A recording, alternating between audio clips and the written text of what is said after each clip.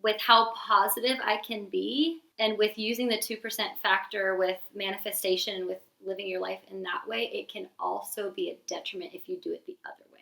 I can negative think my entire life into a depressive hole that is really hard to get out. And it is just so much easier and so much nicer to just do the fantasy world positive manifestation way from personal experience. I have done the opposite and I never want to go back to that.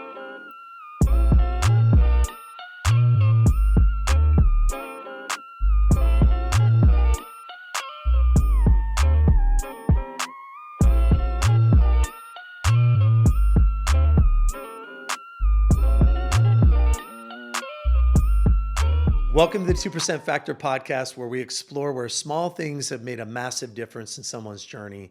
Today with us, we have country music star Jennifer Hart joining us. Jennifer has had multiple hit songs, with one hitting number 3 on iTunes country charts and one number 7 across all genres. In this episode, we're going to talk with Jennifer about her personal journey, her professional journey, her music career, and other highlights and 2% Factor moments along the way. So welcome, Jennifer. Thanks, guys, for having us. Or me. Yeah. Us. Like, I'm already. All genres of Jennifer. Yeah. Yeah. Really excited to talk with you about your story and unpack your journey and hear from you some of the things when you reflect back on your life. What were some of the critical moments and decisions that you made along the way in order to achieve the success that you've had so far in a number of different ways, and then also where to from here? So I'm looking forward to it. Yeah, me too. I always love talking about Yeah. this. Tell us a little bit about, let's just start with today. Tell us a little bit about where you are with your music career, and then we'll end up backing up a little bit into kind of the start of your journey and what are the things that kind of come out to you in your mind when you start thinking about those micro decisions that you've made along the way. But share with us a little bit about where you are today in terms of your music career and what's going on. Yeah, so the interesting thing about music, I mean, when you're talking about literally today, every day is different. Every season is different. You're constantly doing this. So I am just doing the dang thing. I'm recording music right now. This is the first time in my career that I am being consistent with releasing music like every few weeks. So that's a really fun journey for me right now. I feel like recording, you write the songs, you record the songs, you release them. Like it's something coming from nothing and coming to life, and you get to show it with the world. So doing a little bit of writing this year. I've done a ton of writing in the past 3 years. So now this year is continuing that, but a little bit more of finally letting my music like out into the world. So it's a really exciting season for me. Yeah. So did you start with songwriting or start with singing, or how did that happen? I started with singing 3 years old, 2 years old. I mean, literally when I was talking, I started singing. And then my mom put my sister and I in a singing and dancing group in Arizona called Sunshine Generation. So that was our first like public singing thing we did together. And then I probably started songwriting at 10 years old. I was never a journaler, but Interesting. I always loved music. So I was like, let me try to write these songs.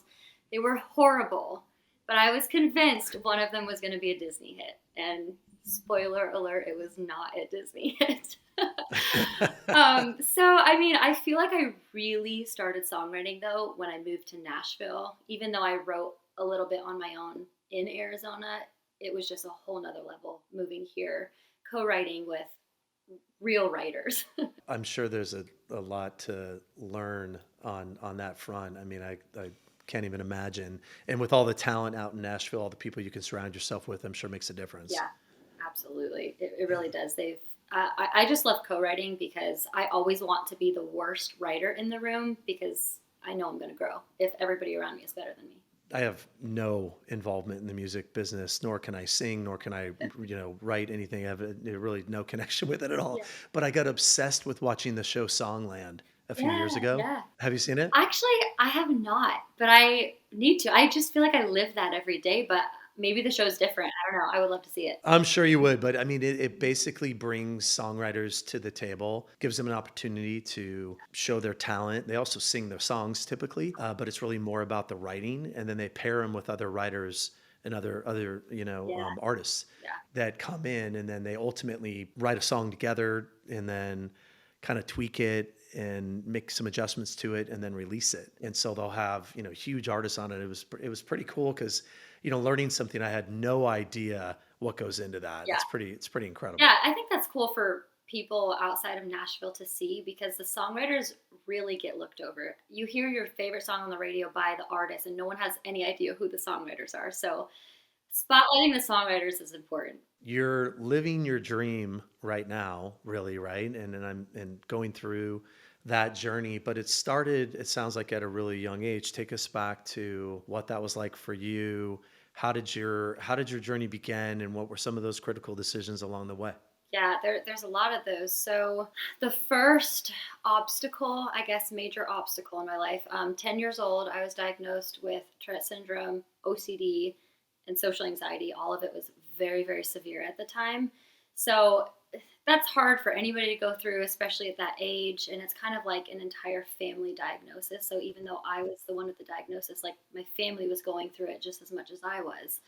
And that's really scary thinking I have these big, big, big dreams as a little girl that now seem like they'll never be a reality because how can I go on stage and how can I sing music when I'm making all these funny facial movements and vocal things, and I'm too anxious to be around people and in front of people, and my OCD is just not tolerable at this point. So, How was that uncovered, by the way? How did you, as a family, figure that out and start talking about that? to be honest, there is a lot of it that I don't remember, and I have blocked out some of it. It's probably some sort of coping mechanism. But I do remember I got braces, and we think that. So I did a lot of research on this like 10 years ago, and I'm sure there's a lot more research since then. But since 10 years ago, they say Tourette syndrome is like genetic. So, but things can trigger it. So I think my braces, the nickel and the aluminum in the braces, triggered my symptoms to come out. So that was really like the starting factor. And it was very severe. And we just had doctor appointment after doctor appointment, counseling appointments, and trying to figure out what is going on. So it was just a shift in just being a normal child, and then all of this is happening. So of course, finally we got a diagnosis, and it was, I guess, good to have a diagnosis, but it's like, okay, cool. What do we do now? There's no cure for any of this. So I remember being in counseling, and I'm like, this isn't going to help me. So I would just kind of shut up and not even talk. And I'm so big into therapy now, but back then I was anti. But there were just a lot of like dreams were crushed. I remember being that young and just crying myself to sleep and praying to God to take my life away because I'm a burden to my family, and I don't know how I can go to school like this and play sports like this and be a singer like this. And it took over my entire life. It was, and again, like I forget how severe it is until I like talk about it and remember it again. Yeah, that's a lot to take on as a 10-year-old, Yeah. Yeah. too. Yeah. Yeah. How did you and your family deal with that? Was it therapy and just trying to kind of work through it? And what did that process look like for you? Yeah, we tried a little bit of everything. There was not a lot of information on it back then. So I mean, I was not the first kid diagnosed with it, but I felt like I was. I didn't know anybody else who had had this. I felt so alone. There was not a lot of information between my mom having her literally like support group and prayer group constantly praying for me, and her calling doctor after doctor, neurologist after neurologist, getting MRI and CAT scans on my brain just to see what's going on. Like we were trying everything. We tried like anxiety medications and all these like prescription drugs and counseling, and nothing was working. I would argue to say that stuff made it worse. And then they have like things that can help if you are in sports and if you are active. A lot of the times your tics and your symptoms naturally just get better because you're so focused on something else. But then another horrible side to that is you can control Tourette's and OCD to an extent. So it's like if you have an itch and you're like, I could not itch this right now, but I am dying. Like it's just so bad. I really need to scratch myself. It's kind of like that. So you can hold it in as much as you can. So when I was in public, when I was in sports, when I was in school, I would hold it in as much as I can. And then I go home and it's like 10 times worse than it would have been if I kind of just naturally let it out. So by the time I would get home, it was really intolerable. So we tried everything. I remember back then we even were considering brain surgery. Like we just didn't have the answers. We didn't know. And then by miracle, my mom's nurse practitioner, is like our family nurse practitioner, she found a natural Chinese acupuncture based in Scottsdale. And we're like, whatever. I'm deathly afraid of needles. And I'm like, I don't care. We're considering brain surgery at this point. I will do anything. So I had little hope. I'm like, I don't think anything's going to take this away at this point, because this was years of going through it at this point. And we just tried it and we're like, what's the harm? I went to acupuncture, and then I partnered it with natural Chinese herbs. And my dad remembers the first time we went. He said the first day he noticed a difference when I went to volleyball practice that night. I didn't really notice a difference. I was consistent with it, like every couple or twice a week. And then we went down to like once a week, and then once every couple weeks, that kind of thing. It truly changed my life. Like this doctor, her name's Dr. Jing Liu. She's in Scottsdale, Arizona. I can't say cured it because there's no cure to it, but like she changed my life, and majority of my symptoms like really decreased. Because she said something about, I don't know all the scientific terms, but there's something about Tourette's and OCD and all that that's like a lack of oxygen in your brain. So the acupuncture helps open it up. And yeah, so that was a journey in itself, but I'm so grateful for that. Yeah, well, that's game changing. So do you still do acupuncture to this day, or was that a moment for you? And Yeah, I do. So we call them tune-ups. So like I said, there's no cure to this. So if I'm extremely tired, extremely stressed, like my anxiety will come out, or my OCD will, or small ticks here and there, but it's so manageable now. So when I am in town, I do like to come back once in a while to get some treatments. But honestly, I go to her for everything now. I'm like, got a back issue? Go into Dr. Zhang Lu, like anything. I'm gonna have to check her out. I'm here in Yeah, Scottsdale. you should. Like Michael Phelps goes to her. She treated Muhammad Ali. Like she's legit. So, what advice would you have if there's other kids around 10 years old listening to this that are suffering from high anxiety, OCD, things, Tourette's, things of that nature? What advice would you have for them to help them get through, such a similar thing? Right. I have so many things. The first thing is just to find things that you love and that you enjoy that can just kind of be your place that takes you away from reality and from dealing with this. Whether it's journaling, songwriting, singing songs, playing a sport, going fishing, like playing a video game. It can be anything, like anything active that physically and mentally takes your mind off of it. Like that's huge, and it just gives you an outlet to just be a kid and just enjoy life. And even into your adult years, like I still love to be active and work out and play sports, and obviously songwrite and sing. And it's just something that you're so hyper focused on something else that you just don't want to stop enjoying life, of course, completely. And it's and just to not be defined by your diagnoses. And then diet is a huge part of it. I remember certain foods would make all of my symptoms worse. A lot of course, like processed and packaged foods. So just eating as whole and as well as you can, like Doritos specifically and soy, still are very bad for me. So I try to stay away. Really? Yeah, and I don't know. We did the research back then, something with like MSG, and I Yeah. couldn't tell you the science behind Inflammatory. it. And then honestly, like if you can do something like acupuncture, meditation, something to just calm your heart, calm your mind, calm your body and your soul, like that self work is so important. Therapy. I am a huge advocate for therapy.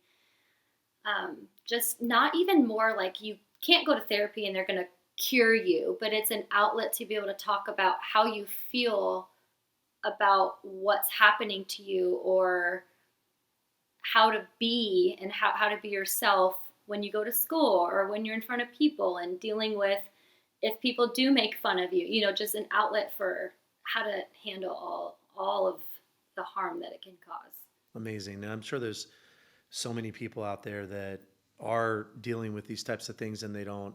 Hearing a story from someone like you to inspire them and help them understand how to tackle it, makes a difference, because you probably feel very alone, Yeah. as you said, Yeah. when you're dealing with this kind of thing and you don't know what to do about it. So that's great advice. Yep, and luckily these days there are a lot more people that talk about it. There's a lot of athletes that have opened up about it. There's a TikTok girl, I think her name is Bailey. She's super open about it too. And Tourette's is a very interesting neurological disorder to have because it's so made fun of. Like people will just in casual conversation be like, "Oh, got Tourette's," whatever. It's just like a joke, which as someone who had Tourette's, like, yes, a lot of it is hilarious and you can laugh at yourself. Like, that's another advice I would give. Like, don't just take it too seriously. Sometimes the tics that you have are hilarious. You can laugh at yourself. Like, it's fine. You can laugh about it. What, how did you, I mean, it's a pretty amazing story when you lay this out, right? And you have a person who's become very successful in country music where you're on stage, you're in front of people. You also, for those that know or don't know, were Miss Arizona, which is incredibly, you have to have the ability to get up in front of hundreds and thousands of people and perform and speak and do a variety of different things in order to compete at that kind of level. And then ultimately for Miss America, to be a person who's come from what you just described to where you are. How did you make that happen? What were the steps along the way after you started seeing success with acupuncture and feeling more confident about how to deal with it? Yeah, so I was probably about 15 years old when the symptoms started decreasing a little bit, but I was freshman in high school. The anxiety was still very present, especially being in high school and having something like that. And I just remember some people having no idea about me having Tourette's. Someone would just say it in casual conversation. I'm like sweating and I'm trying to change the conversation. So even in high school, it was still really hard for me. I still tried to hide it until never let anybody know that I had this. So when it came to presentations, my teachers were awesome and they would let me do them privately with them. So I didn't have to do it in front of the whole class. So people were kind of like, why does she get to do this? This isn't fair. Like, she doesn't have to do the presentation. I would sometimes do extra work if we had group presentations. And I'm like, hey, I'll do double the research and then I don't have to speak in front of the class. So sometimes it would work out that way too. Yeah, a little more on this side to do a little less on the Right, presentation side. exactly. And it worked Yeah. out and the teachers were fine with that. And a lot of the times the kids loved that because they're like, awesome, I'll speak in front of anybody as long as I don't have to do the other work. And I was a nerd. I loved school. So I'm like, hey, this is great. So most of high school that I never gave a speech. And I was like, I will never do this in front of anybody. At this point, I wasn't singing in front of anybody anymore. I probably tried to do a couple recitals and ran out of the room. Like, it was heightened at this point in high school, and like my most. I literally, just to stick here for a second, Yeah, I love this part of your story. thank you. I mean, to be a person who literally was structuring their life around something they didn't want to Yeah, do, and to be doing the exact opposite of that, yeah, 5 and 10 and 15 years later, it's just super cool because so many people let things confine them and let what is occurring with them control ultimately what their life ends up playing out to be. yeah, And you said no. yeah.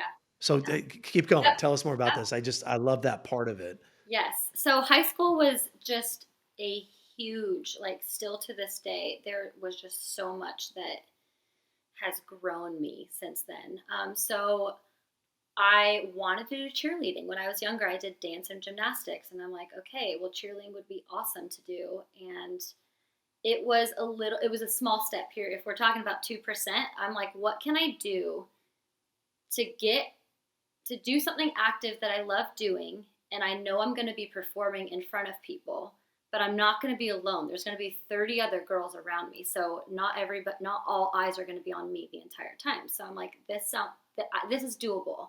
It's still so scary for me. I still have to try out, and they're still looking at me during tryouts, but it's going to be worth it. So I did go through tryouts, and I practiced a lot. I got ready. I was like, I'm going to do this. And I made my freshman year. And then I was on JV, and then I was on varsity a couple years. So I would say cheer was like the first thing that kind of helped me.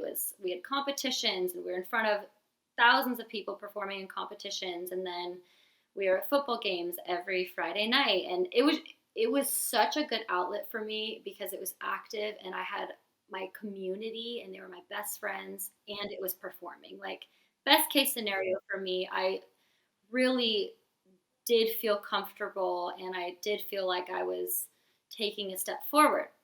But that's still not singing. Like, I'm still not alone. I'm still not presenting in front of my classes. Like, that's just a little step. So all of my other friends were doing student council, and I was like, this sounds fun. I want to be in student council as well. What do I have to do to sign up?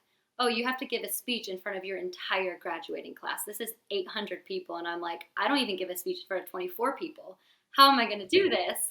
But all my friends were doing it, and I wanted it so badly. So a common denominator in my story from childhood to now is the desire to want something so badly always outweighs the anxiety. And I'm like, as long as I can continue doing the things that make me uncomfortable, eventually I'm going to be a little bit more comfortable, and it's going to get easier.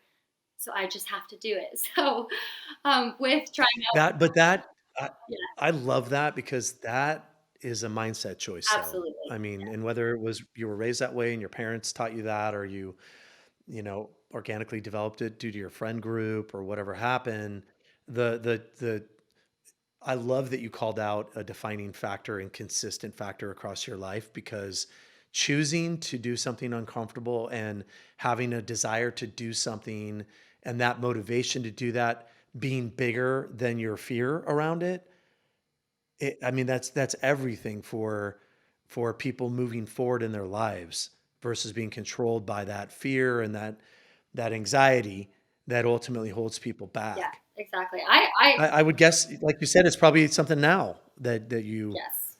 that carries you through. Yes, I deal with that every day, and I remember, like, okay, it's gonna be worth it. It's gonna get easier. It's just, so I think a lot of that I was just somehow born with, but then a lot of it was parents and friend group, and that kind of stuff too. My dad always tells the story that the first time he knew I was that way was when I was 5 years old in a gymnastics meet. I was competing on the beam, and I was the youngest in the group competing with sixth graders. So I was 5. Everybody else was like 12 years old. So they're way further along, way stronger, all this stuff. And I was like, Dad, I'm going to win the gold medal.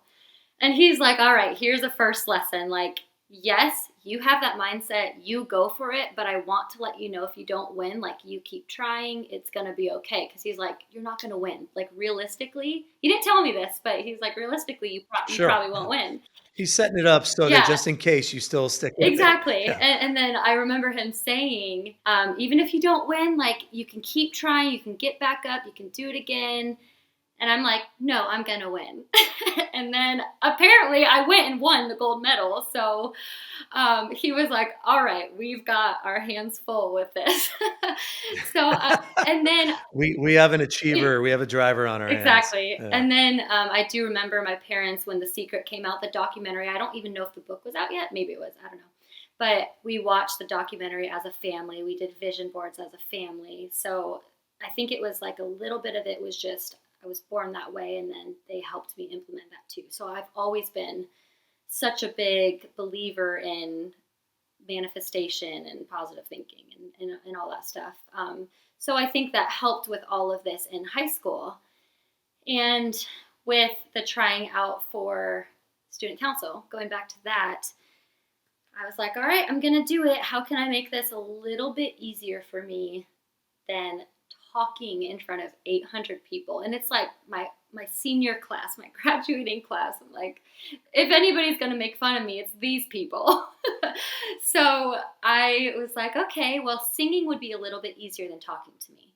So there was a popular song at the time, and I changed the lyrics in the song to be like why they should vote for me to be spirit commissioner, senior class spirit commissioner. And I sang to everybody of why they should vote for me.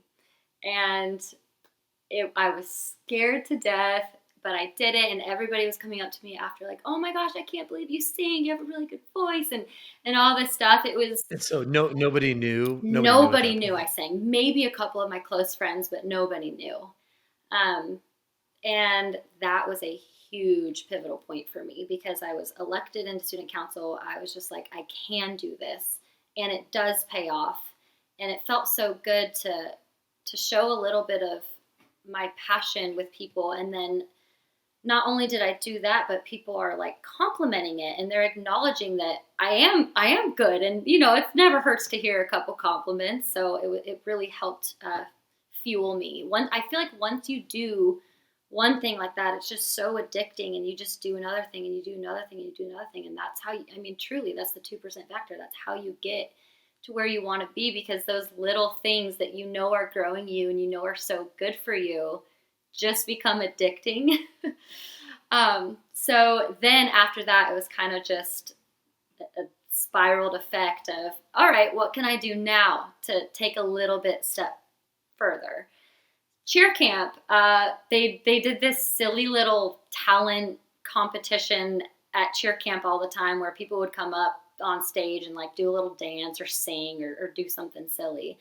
And since everybody knew I sang now, everybody's like, you have to go up there and sing. So I just went up there and sang like a verse and a chorus. I think I sang Natural Woman.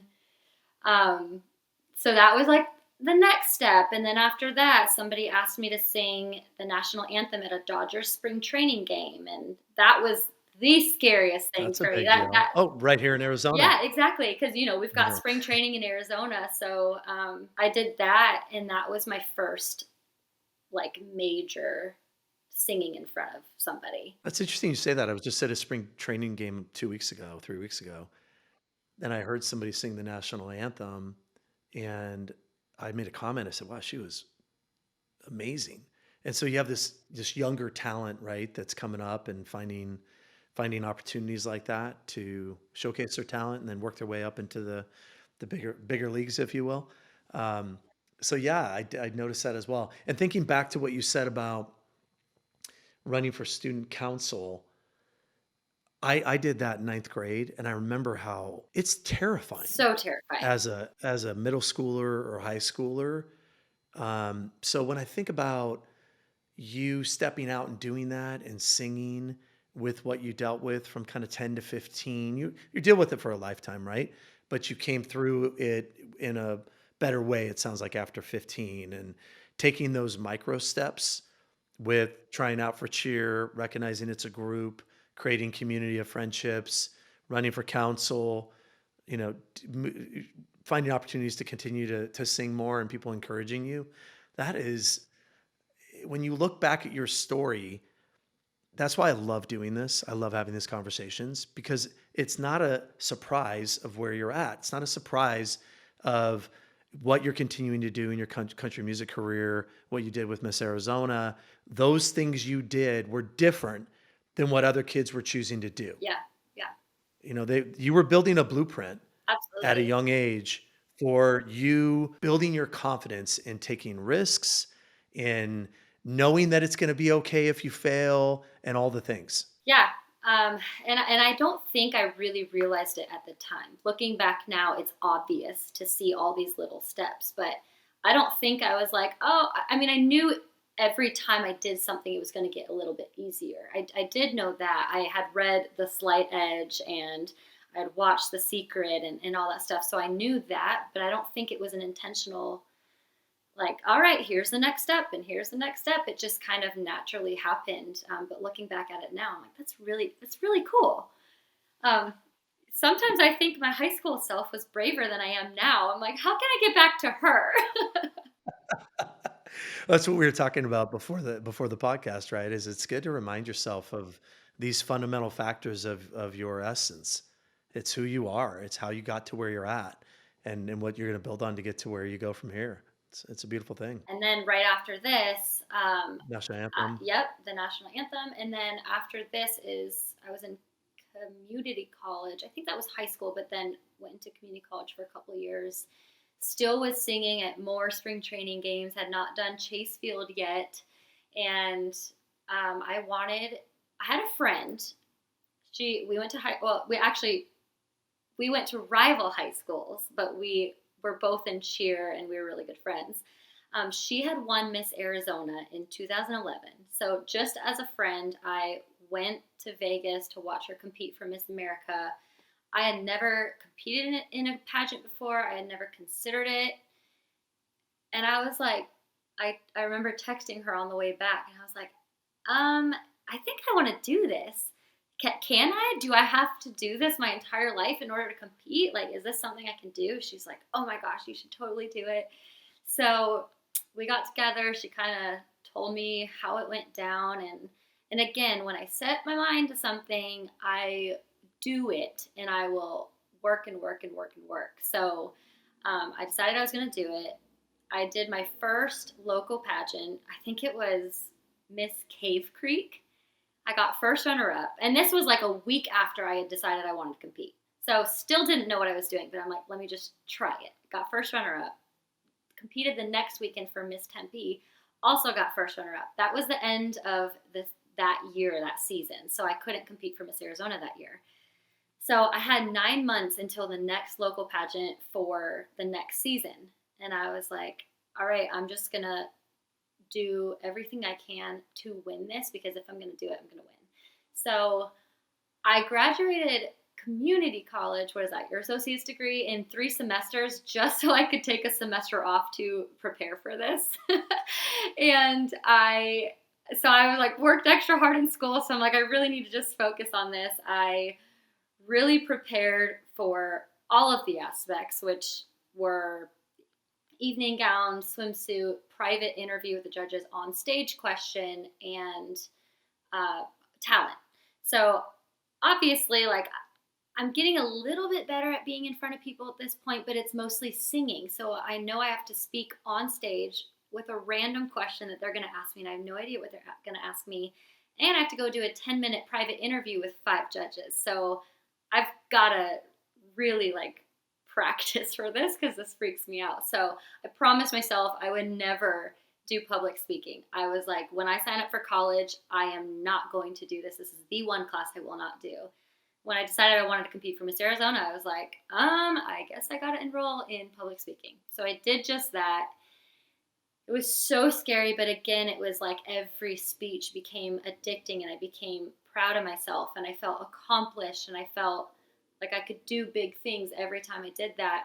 And then I remember my professor at the end of the semester told me, he's like, I'm going to see you on a major stage one day. I was like, this is so cool. I can't believe you recognize this in me.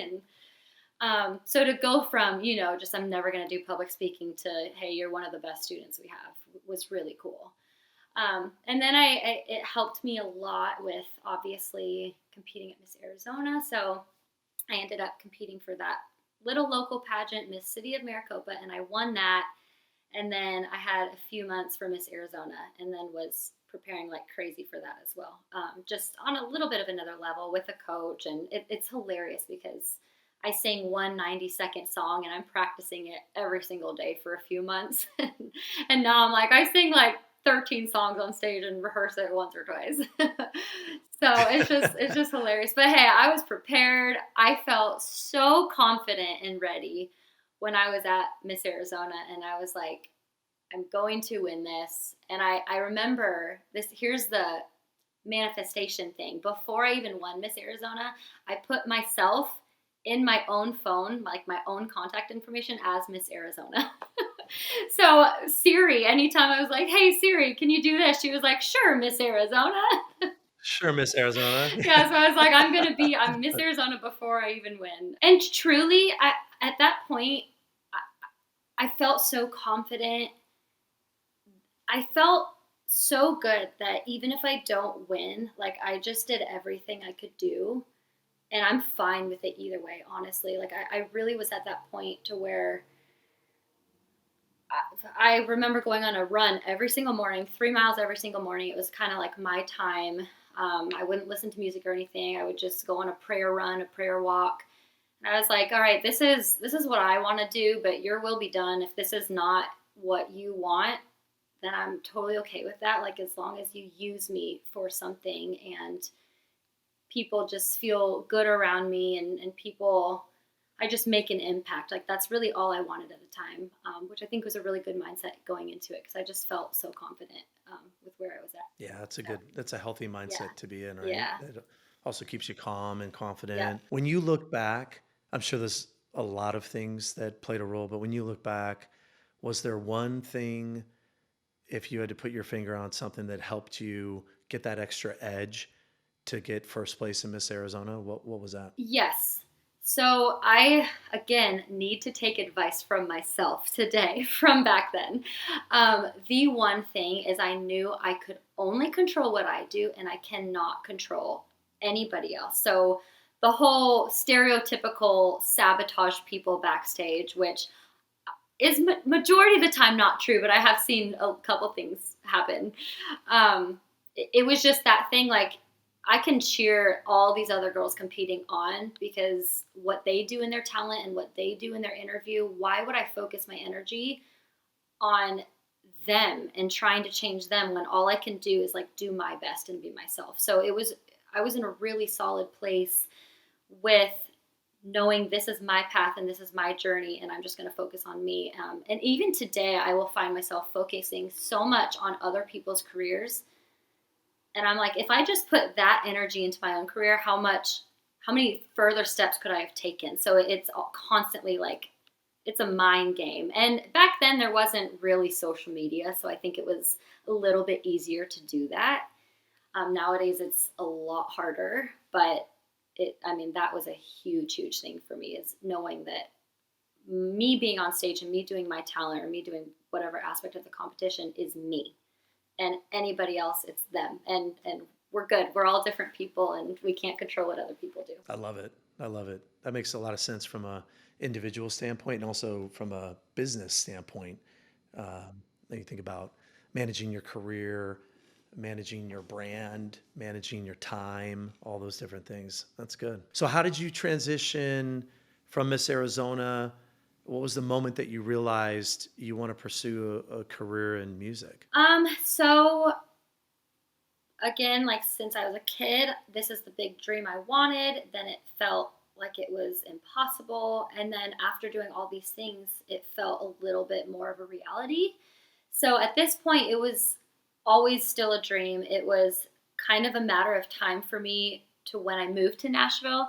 Let's see, I think the summer going into my senior year of high school, my mom and I came out to Nashville. It was my first time in Nashville. I auditioned for American Idol. It was like the open call with 30,000 people. I did not make it through. Like it was, but we came to Nashville and I viewed it and I'm like, all right, I'm going to move to Nashville. So after Miss Arizona, I finished college. I got my bachelor's degree in communications at Grand Canyon University. And that was another thing, like going into communications, I guess I was kind of used to it at this point, but it was still scary. It's another level. It's college now. And at the end of my college career, the head of the communications department asked me to be the student speaker at our graduation. So that was really cool too. It's just all the like thinking back to I could not even give a speech in high school with 24 people, and then I'm speaking at my college graduation. Like that was a huge It's accomplishment. truly amazing. Yes, that was a huge accomplishment for me. So that was graduated college, and then honestly, I knew I was going to move to Nashville, and it took somebody cheated on me, and I was like, all right, this is a sign. I'm out of here. Peace out. I'm going to Nashville. So I knew I was going to move, but that was the deciding factor. I was like, all right, it's time. I'm getting out of here. Did you go there with the intention of pursuing a professional career in music, or you just kind of wanted to live there? What was going on in your Yeah, mind with that? for music, and actually I forgot about this until you just said that. I remember moving. I packed up as many things as I could in my little Nissan Altima. My mom and I drove from Arizona to Nashville together. So I didn't have a bed or anything with me. I bought it when I was here. I bought the cheapest things because my lease was for 5 months. And we're like, all right, we're just going to try this. If I hate it in 5 months and I don't want to do this career, or I hate being away from home, like this was a huge step. I'm 1,500 miles away from my family. I'd never done anything like this before. So it was a really nice safety blanket, thinking like I can do this for 5 months. If I hate it, I'll just go back home. Obviously, it's 7.5 years later. I'm still here. So I loved it. I still wanted to pursue music. So yeah, I did move here with the intention to do music, and I jumped right in. I was so blinded by the industry. I had no idea what to expect, which I think was a really good thing, because if I really knew everything, I probably wouldn't have been so brave. um, To that point, yeah. what is it really like for those that don't Oh know? I mean, what is it man. like starting off in music, moving to Nashville, having the dream? What are the realities of that journey? Yeah. So a lot of the times, man, I am living a dream and a nightmare. Like I need to remind myself that I actually am living my dream right now. I've always wanted to be in Nashville doing music, and that's what I'm doing. So, but the nightmare part of it is just, again, we touched base on social media and comparison and imposter syndrome, and just the industry as a whole can be very, very hard and very brutal. And labels and radio and publishing and the networking game and kind of all of that stuff, like it really does feel like you're playing a game every day. And it's just hard. It really is hard. You're trying to, I believe in myself so much, and you're trying to convince people to believe in you. It gets exhausting. So whether that's industry people or fans or co-writers or whatever it may be, like it's just it's not for the faint of heart. It's not for the weak. My biggest advice for people doing music is don't do it, like truly. And if I can't convince them to not do it, then they're probably meant to do it. So anybody that I can convince to not do music are not meant to do They music. shouldn't be in it. Absolutely. Yep. Yeah, it can be. It's just, yeah, it can be brutal. Are there like powers that be, if you will, like concrete pillars of controlled, owners of the industry, if you will, and you've got to find a way to break through? Or is it this romanticized kind of thing where somebody walks in a bar and finds you singing and you know signs you and explodes the publicity around that? Like, what is it really like? Yeah. So the music industry has changed a lot, obviously, in 20, 30 years. And it used to be that way. It used to be you are singing in a bar. There's only a select few of you singing in a bar, and somebody discovers you, and somebody signs you, and someone develops you and puts you on the radio, and you become an artist. That is not a thing at all anymore. It may happen like literally one in a billion. Like it just does not, it hardly happens at all anymore. Nowadays, you you have to do everything yourself. So if you're an independent artist, you're an artist, you're a full-time artist, you're a full-time songwriter, you're your full-time PR, you're your own full-time manager, you're your own booking You're a agent, social media you're your expert, own, SEO. absolutely. So you're working that, I named just six, and then you do, merchandise and everything. That's maybe seven full-time jobs in one, and you're kind of doing it on your own. So nowadays, it really just is, you should only sign a record deal when you don't need a record deal. That's how it is these days. Record labels don't develop artists anymore. They sign artists when they don't need the help, basically. which in that case could be beneficial for both, because at that point there's only so far you can go without a label.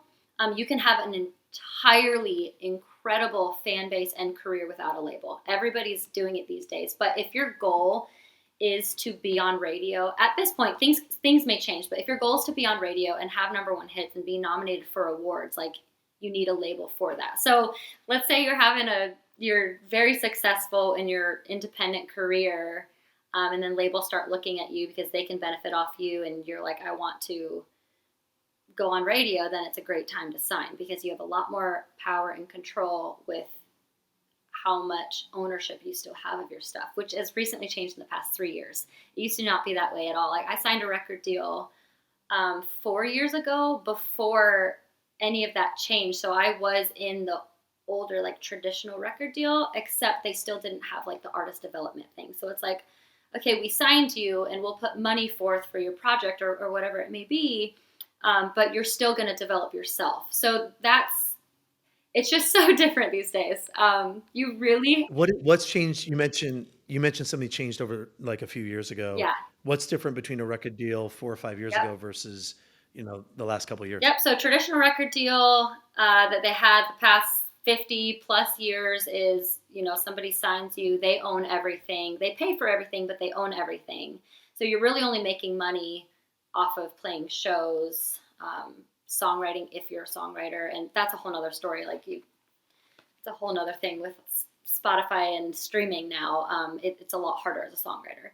But since COVID, social media became such an outlet and a tool for artists and songwriters that the labels could not control everything that was happening. The fans were controlling it at this point, which is so awesome. So Interesting. The awesome. power and leverage Yes. shifted Yes. Which, from the labels to yes, the absolutely. customer. So, of course, the labels have to go figure out what they're going to do now. How can we still be record labels, and we have to shift with what's happening with the fans are controlling it, and the artists are okay independent now. They don't need us anymore. So how can we make them still need us? So a lot of labels now are letting artists own their masters of their songs now, which is huge and awesome. That was never a thing until the past 3 years. So now signing a record deal, if you're in the right spot in your career, is becoming a lot more of a desirable thing again, because they're letting you own your own work, which every artist wants to own what they write and what they sing and what they've created. Of course you want to own your own stuff. That's really interesting. Did some of the superpower artists that are out there that have made owning their IP a requirement, did that stance that some of those, some of the top five artists took against the labels, did that change ultimately? And has it started to change the industry for artists across? I think that was maybe the start of it all. I really believe, I could totally be wrong, this is just my perspective, I really believe the fans and social media is what changed it, because Taylor Swift can do whatever she wants to do. She's Taylor Swift, but people know that artists will still take any opportunity. So I think there was a lot that was still like, well, Taylor Swift can do whatever she wants, but this artist But who, I yeah, can't. exactly. So Yeah. they're like, they're still going to sign with us, or they're still going to do this. So really, I think Taylor Swift opened people's eyes about it, but I think social media changed the game. That's really Yeah, interesting. it's very, and I still am And learning every day. Like I feel like I've been in school in Nashville for 7.5 years, and I still am like, I have so much to learn still. what's cool about that comment to me is it rings a lot of bells for me outside of the music industry also, with the shift in the consumer market power and things shifting overall from, I'll say, sellers, right? The corporations that had the control wanted to control buyers, and buyers and consumers now really being in control of what they want. And so it's interesting across different vertical markets to hear what you just say also happening within the music industry. It's a consistent trend Yeah.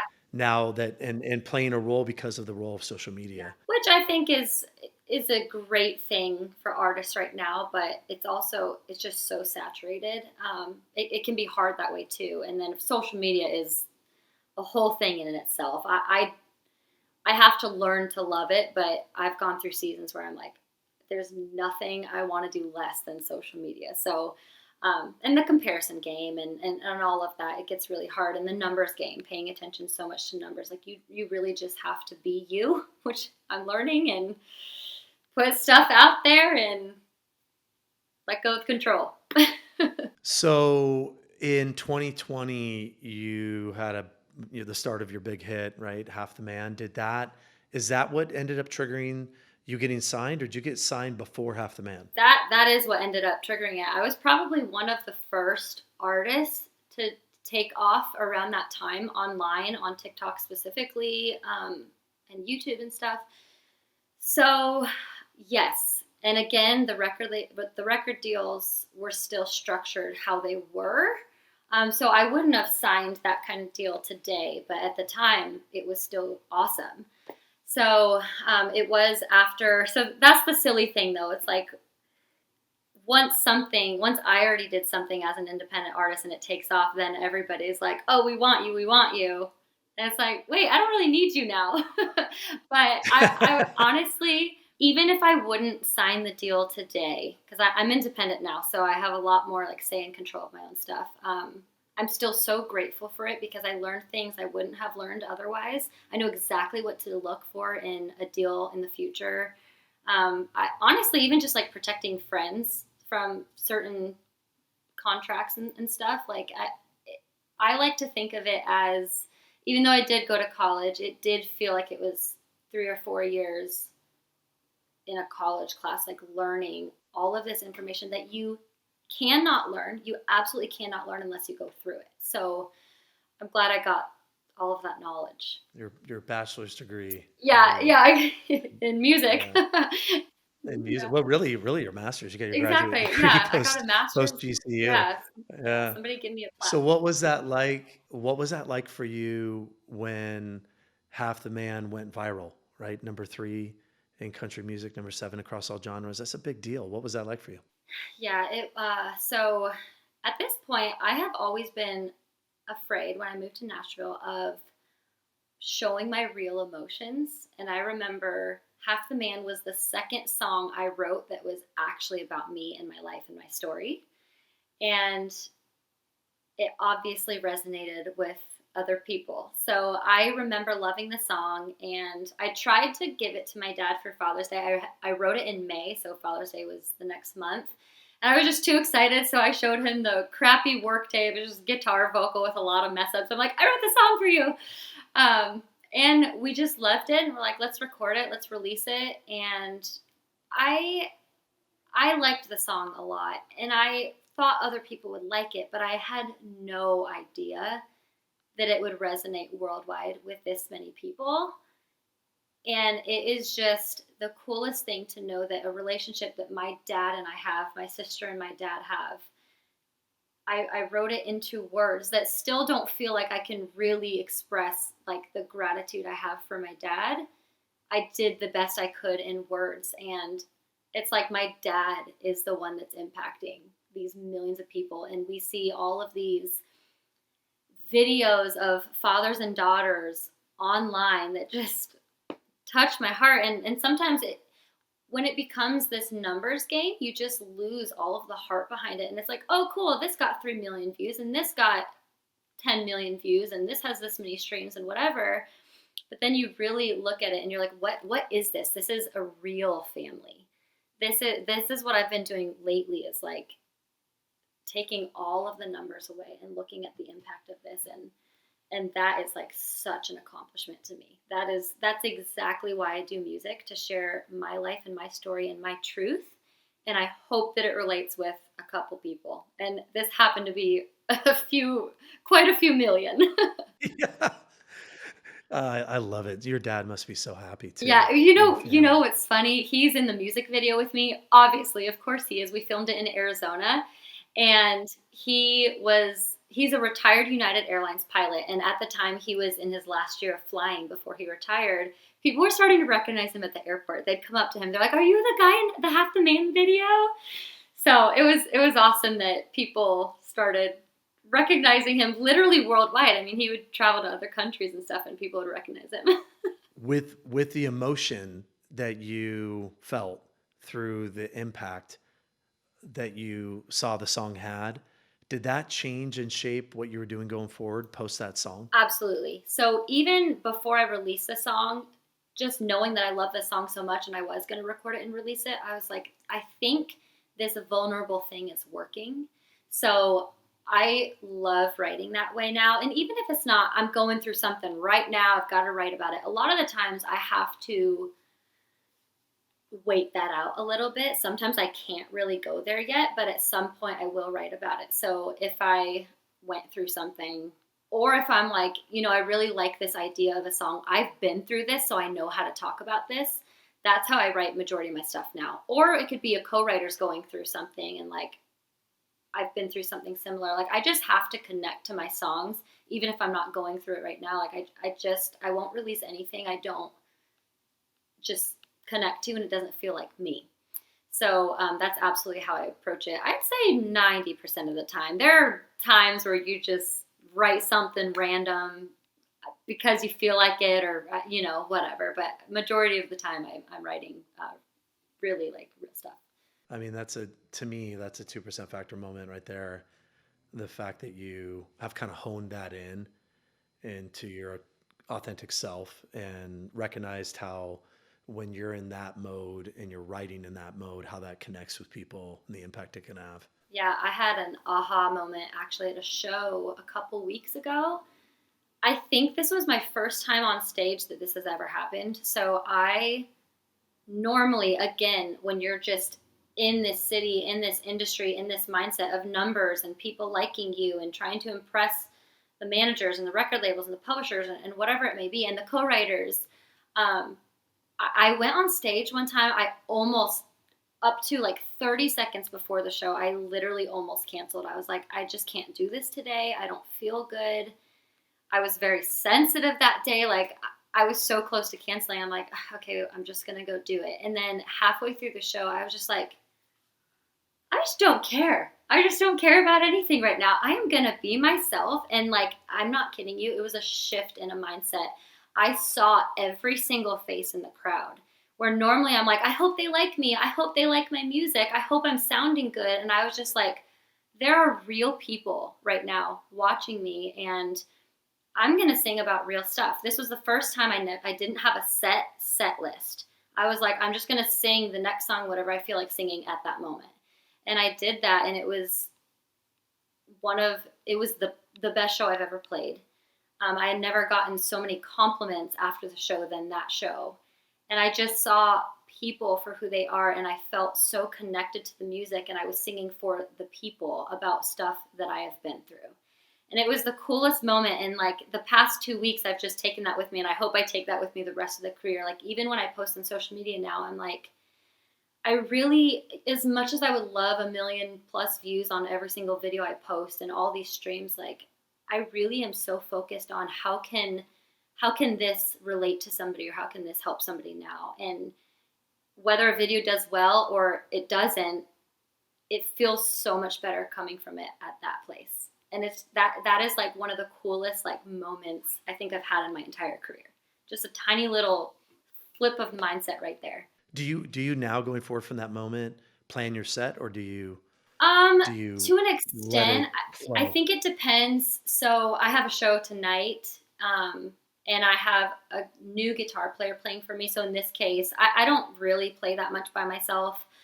So in this case, I planned it out because he had to learn a few new songs. But with my normal friend who plays guitar for me, he knows 50 of my songs. So when I play with him, I think I'm just going to, unless it's like I'm opening on a major tour or something, then I'll have a set list. But if it's something like a writer's round or I'm just going to play a show by myself, I think I'm just going to pull out whatever I feel like playing at that moment. I love it. So, do you have a couple? I wanted to ask you this. Do you have a couple of people, a couple of artists that you really look up to?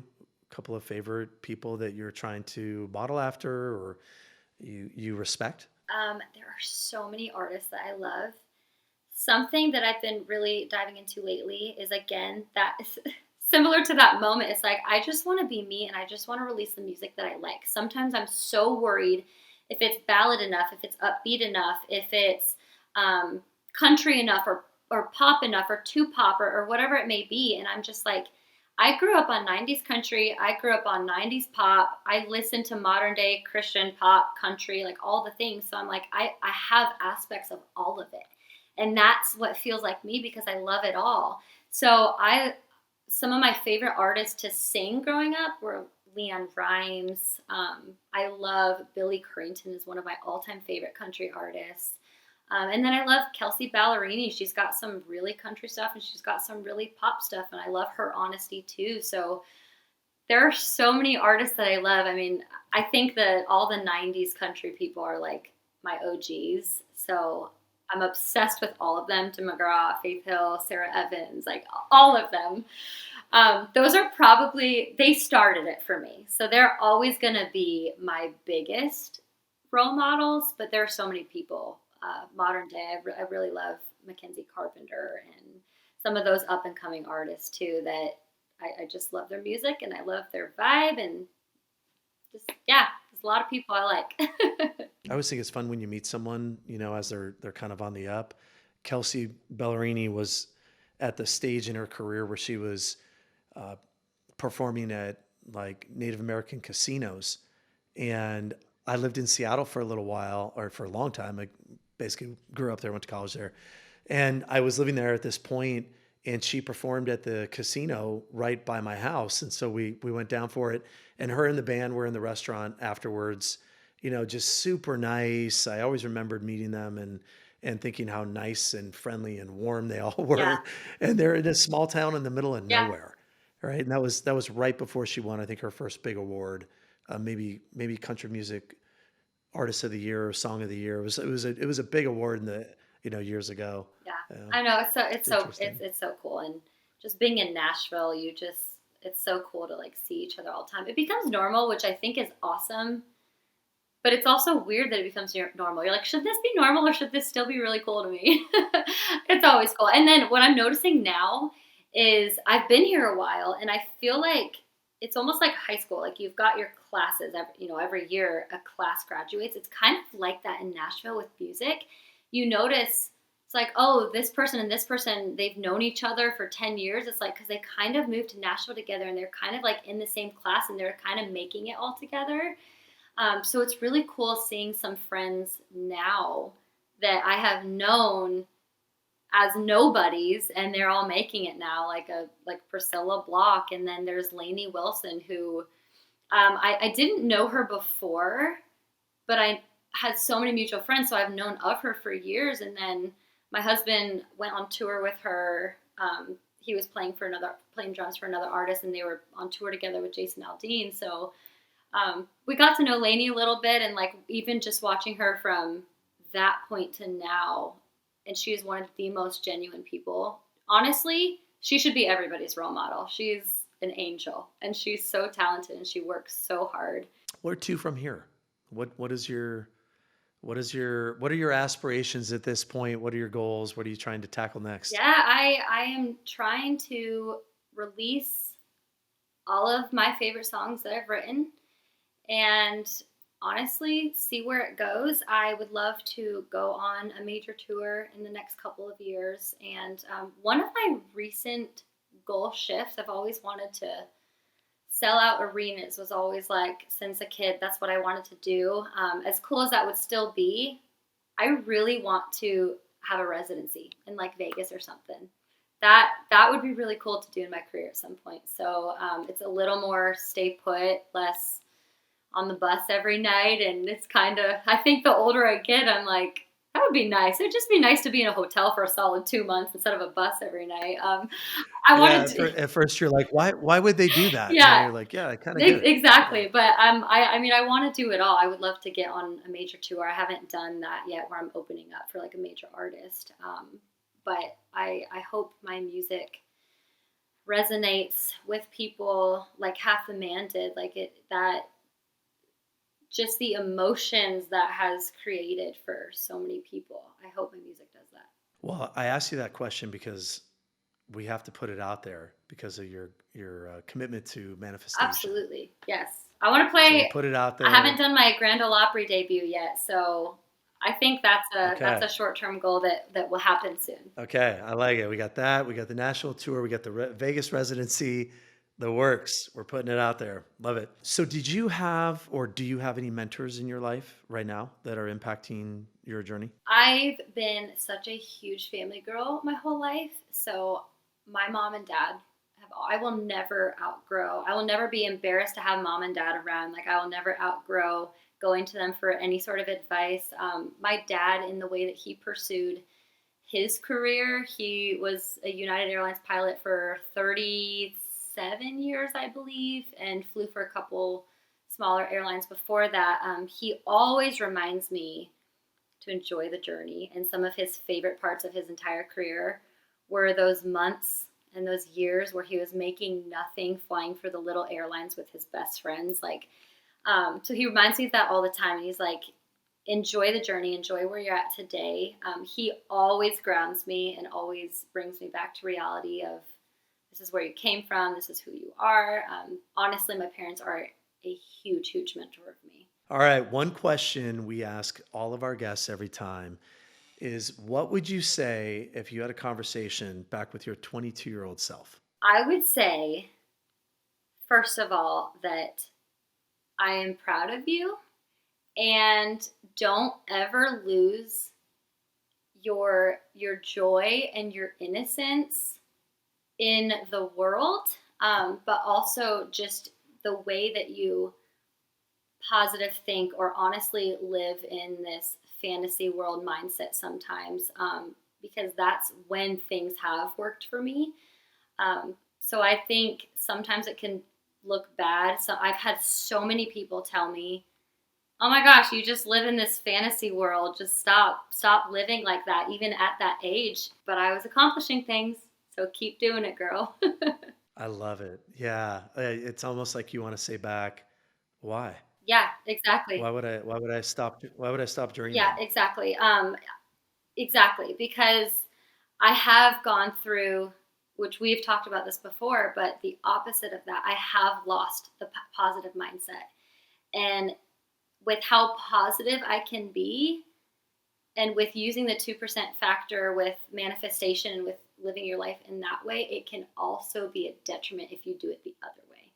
I can negative think my entire life into a depressive hole that is really hard to get out. And it is just so much easier and so much nicer to just do the fantasy world positive manifestation way from personal experience. I have done the opposite and I never want to go back to that. Jennifer, one of the best things I've heard on all the podcasts we've done is what you just said.